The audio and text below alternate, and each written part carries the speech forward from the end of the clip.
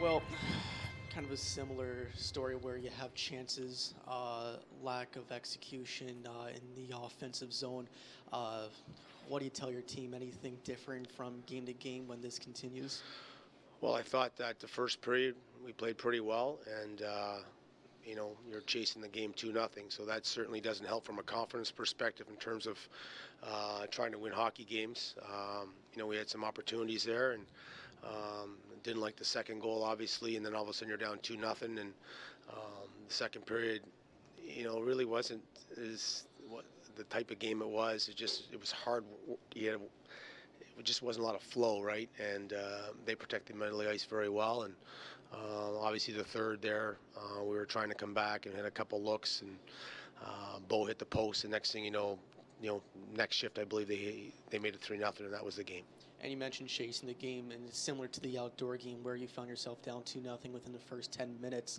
When you look at this one, first 10 minutes, what did you see during that lapse where you had to go in? Well, I thought the first one was just an odd man rush that one of our defensemen missed his check there, and so that was the first goal. And then the second goal was just a 1-on-3, and they were able to get their rebound, and that's a tough goal to go in, especially when you're not executing offensively or not getting your conversion on your goals that you need, and consequently you're chasing that game 2-0, and the power play. We had plenty of power plays tonight as well, which was obviously an issue out there tonight. And I thought we were moving our feet well enough to generate enough power plays, and I think it was ended up probably 6-2. So we had plenty of opportunities on the power play, and we just weren't able to execute. And when we did execute, either Peters made the save or we weren't able to.